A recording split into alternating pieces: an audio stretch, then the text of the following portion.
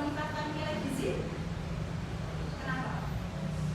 Kalanya kedelai ya, kedelai kan gizinya kan itu misalnya cuma kedelai itu. Nah kalau diolah menjadi tempe, nah gizinya makin banyak, ada proteinnya, kandungan dari tempe ya.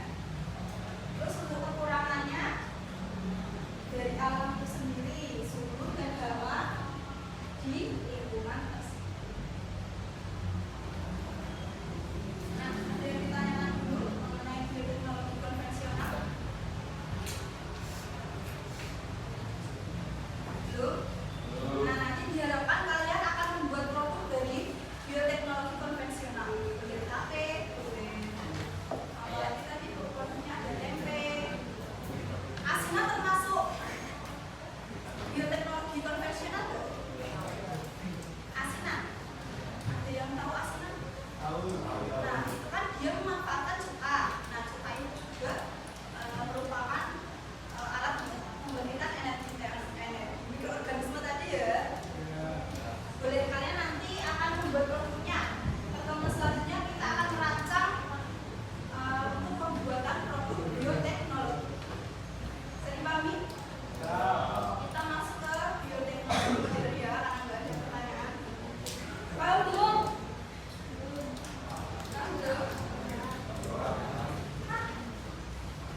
Oke ya, kita masuk ke bioteknologi. Nah, apa bioteknologi? Ada yang tahu?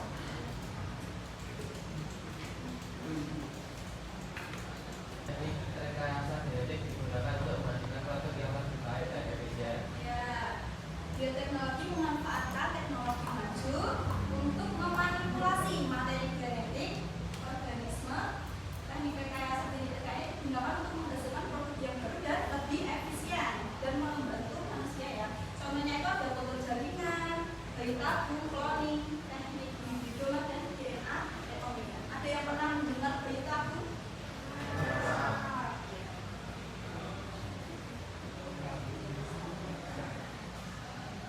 Nah, kultur jaringan ini fungsinya memperbanyak tumbuhan dari jaringan atau organisme tersebut dalam media bernutrisi atau steril. Tujuannya itu untuk mendapatkan keturunan yang lebih cepat, banyak dan identik dengan induknya. Contohnya ini ada wortel. Nah, wortel itu satu panenan setiap satu itu berapa? Hasilnya cuma satu. Nah, itu alasannya kenapa petani menggunakan teknik kultur jaringan. Untuk caranya sendiri itu akar wortel. Kenapa kok pakai akar wortel? Kenapa nggak batangnya? Kenapa nggak yang atas itu? Karena akar wortel itu mengandung jaringan meristem atau bersifat meristematik. Apa itu meristem? Lupa. Ingat gak meristem itu apa? Jaringan yang aktif membelah. Nah, ini akarnya diambil kemudian ditaruh di media explant. Nah, media ini itu bernutrisi dan juga steril. Nah, kemudian ditaruh media agar dia itu dapat membelah diri. Setelah itu membentuk jaringan dan kemudian dia tumbuh seperti itu. Nah, udah bisa dipahami sampai sini? Paham atau bingung? Paham ya? Pakai akar. Nanti ada yang pernah mendengar berita tadi ya? Apa tetangganya atau orang sekitarnya pernah menjalani proses berita? Siapa artis yang melakukan berita?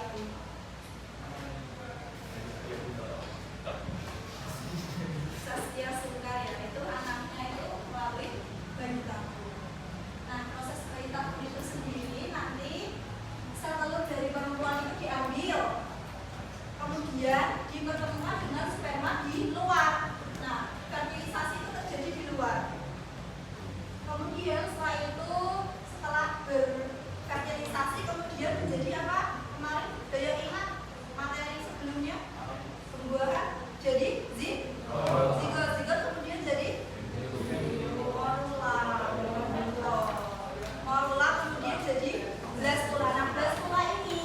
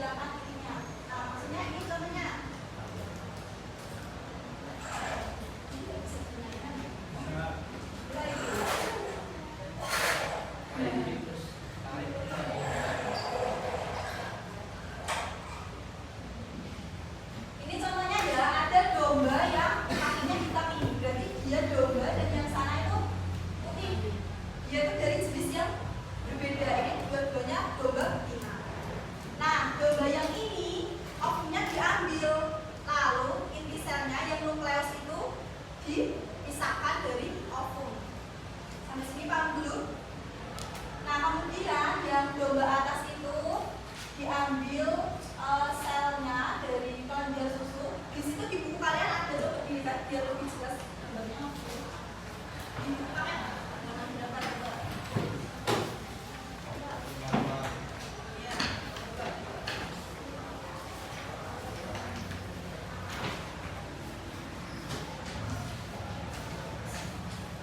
Nah, itu domba apa yang atas? Namanya? Apa namanya? Iya. Ini kemudian kelenjar susunya kan diambil itu. Nah, diambil cuma intinya aja. Kemudian yang ovum tadi, yang intinya udah dibuang dari induk ini, dimasuki inti sel dari domba yang putih. Kemudian digabung dan dikembangbiakan sampai jadi blastula ini. Kemudian blastulanya dimasukkan ke rahim dari pendonor ovum. Nah, kemudian jadilah domba. Bisa dipahami sampai sini? Nah, keuntungannya apa domba-domba itu? Ada yang tahu? Apa, Mas? Domba deli. Kenapa sih kok dikembangkan teknologi kloning ini? Kenapa? Untuk menghasilkan keturunan yang lebih unggul dari induknya. Misalnya yang bawah ini memiliki daging yang lebih besar. Nah, yang atas itu memiliki kelenjar susu yang lebih baik. Jadi digabungkan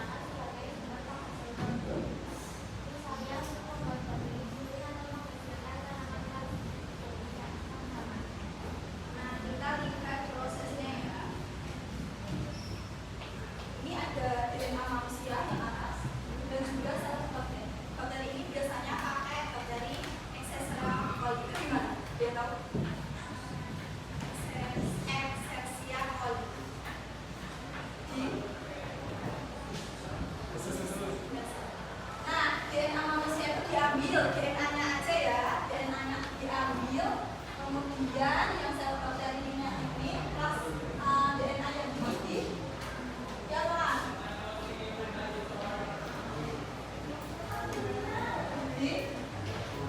dipotong ya, ini plasmidnya diambil, cuma diambil plasmidnya, kemudian plasmidnya dipotong dengan enzim potong, namanya apa? Plasmidendonuklease. Nah, DNA yang manusia itu di konvensional dan juga modern. Ada yang mau menjawab? Kalau mau saya tunjuk ya.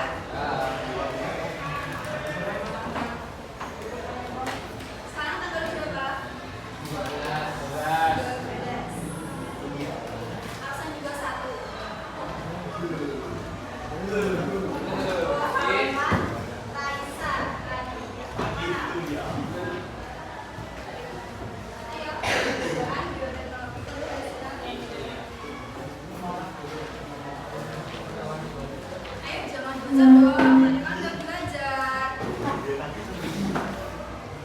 Konvensional dan modern. Ayo.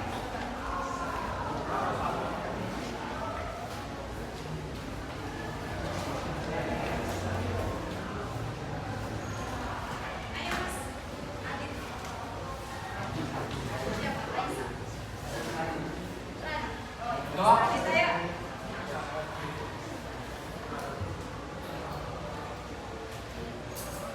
Ayo yang keras coba.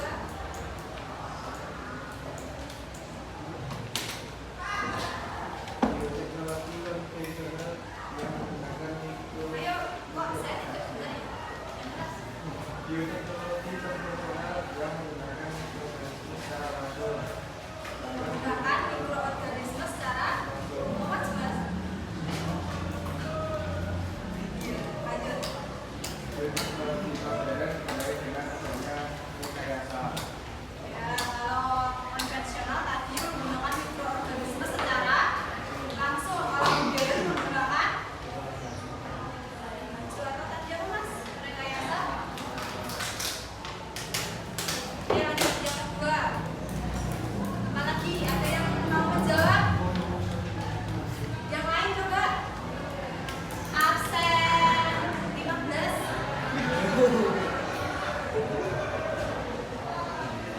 Ayo. Ayo Mas, yang keras. Ayo.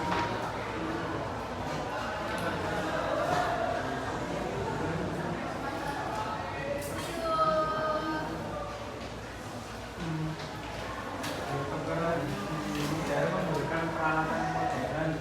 Ya, kalau bioteknologi modern menggunakan peralatan modern atau lebih maju. Kalau konvensional Sederhana. sederhana. Baik.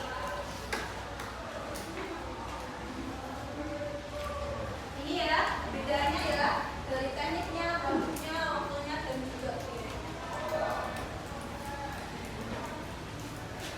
bisa didengar. Kalau konvensional itu sederhana, membuatkan mikroorganisme secara langsung yang sudah dikatakan Mas Adi tadi.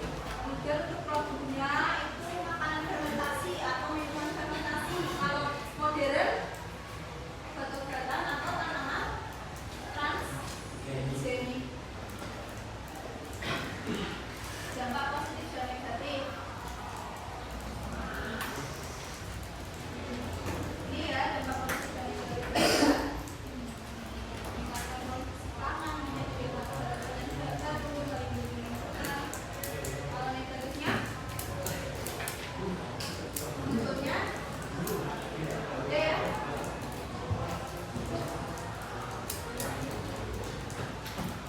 Baik, ini kalian akan membentuk kelompok.